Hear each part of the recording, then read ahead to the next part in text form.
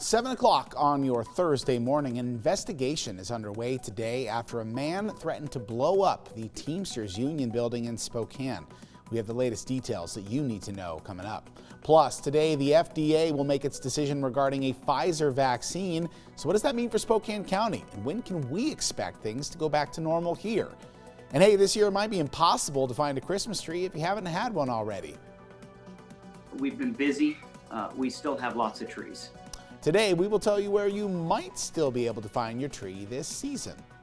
And as we head into the weekend, expect a little snow in the forecast, but it's all about the low-hanging clouds this morning. You can see them down there in the valley.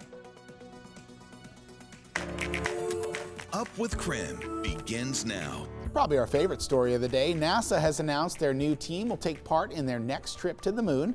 The Artemis Team is made up of 18 astronauts with a mix of different backgrounds, experience, and expertise. So why is this our favorite story today? Well, one of those team members is Spokane native and Gonzaga Prep alumna Ann McLean.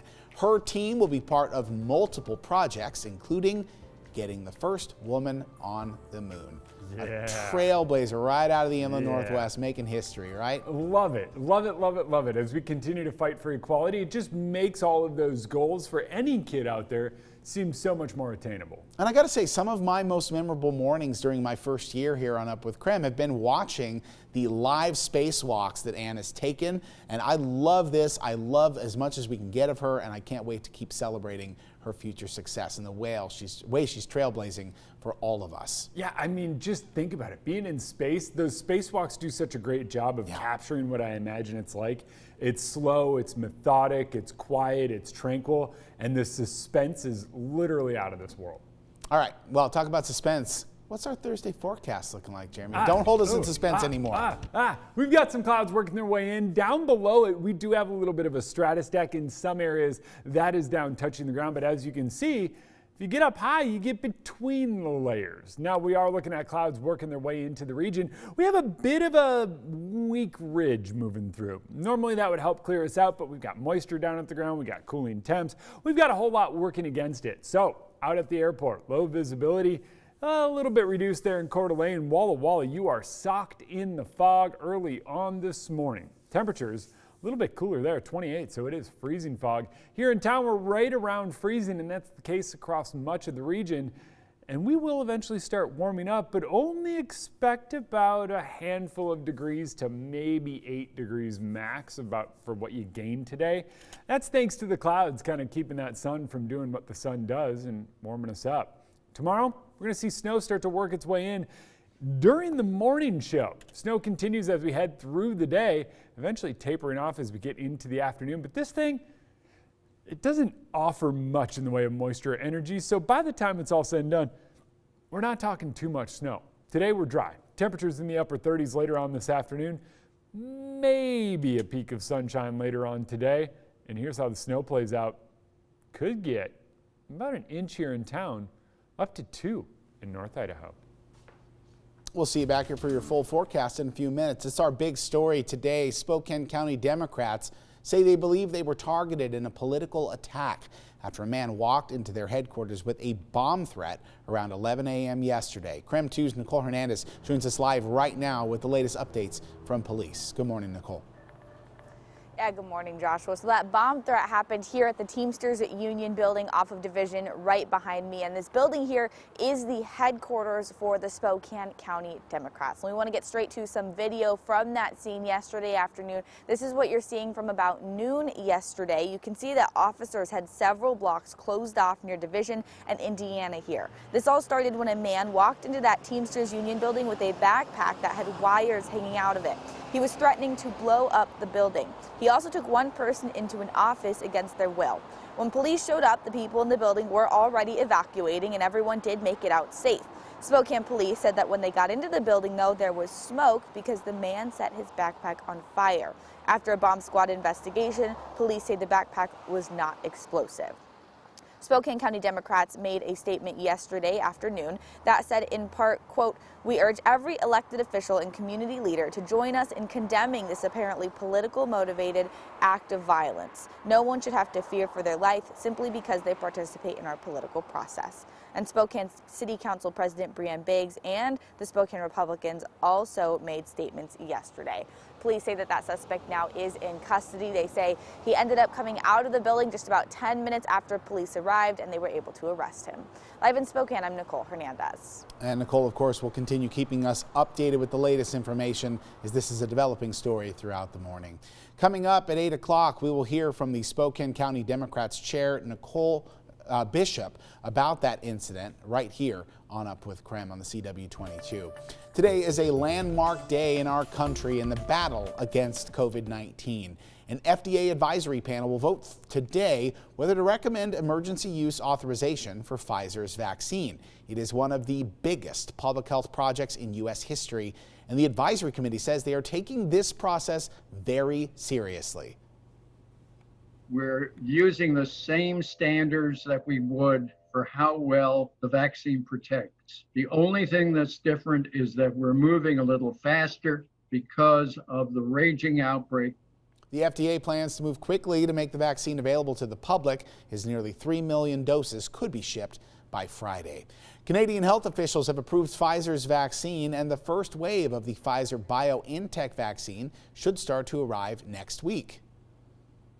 This is a critical milestone in our fight against COVID-19 and in our efforts to provide every Canadian with access to a vaccine.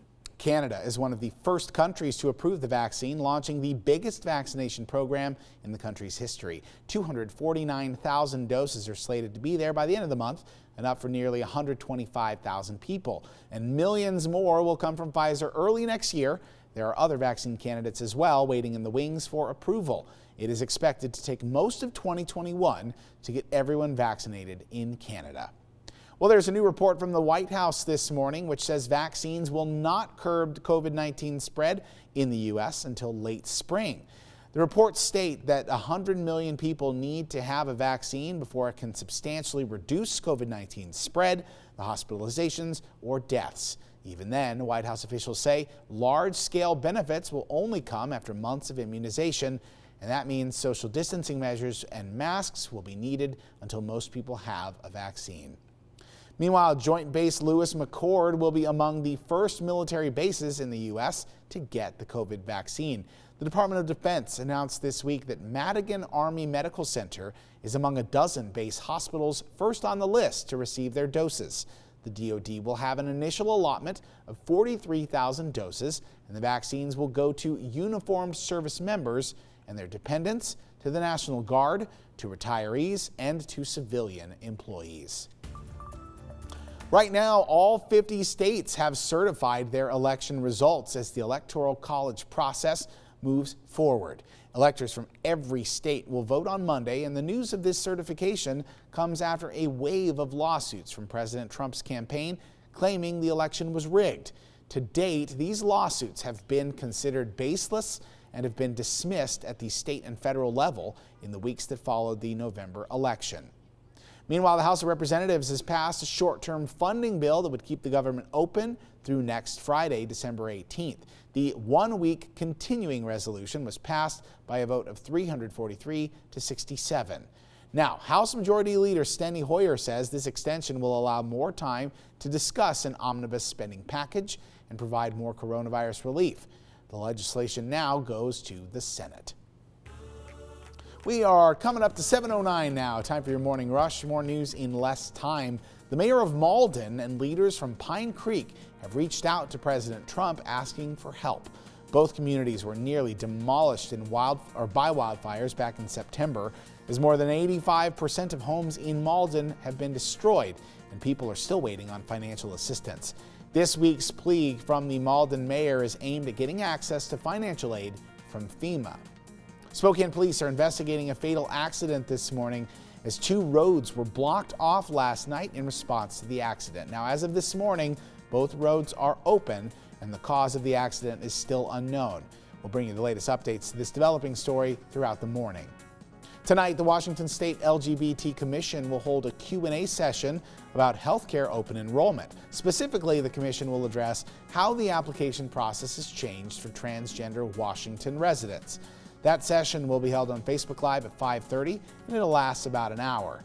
The event is free, and if you take a look at your screen, you can see the event page where you can find more information on that Facebook page. Speaking of Facebook, Facebook is under fire this morning by the Federal Trade Commission as dozens of states, including Washington, have joined the FTC in an antitrust lawsuit. They are asking a court to force the tech giant to sell Instagram and WhatsApp. The suits claim that Facebook uses its monopoly power to crush smaller rivals. And in response, Facebook pointed out that the commission originally approved the acquisitions, saying that the apps became what they are today because of Facebook's investment. A senior at Lewis and Clark High School in Spokane had her senior photo rejected for its representation of the American flag. Take a look at your screen right now if you haven't seen it yet. The picture is right here. The school's principal says she was concerned that the U.S. flag was, quote, not being afforded appropriate regard in Sierra Athos' senior photo. Now, Athos wrote in a Facebook message to KREM that she was, quote, excited to submit her patriotic pictures, but says she later received an email that her photo submission had been rejected because of the American flag. That's your Morning Rush. More news in less time. Let us know what's happening in your neighborhood by using the hashtag UpWithKREM on social media.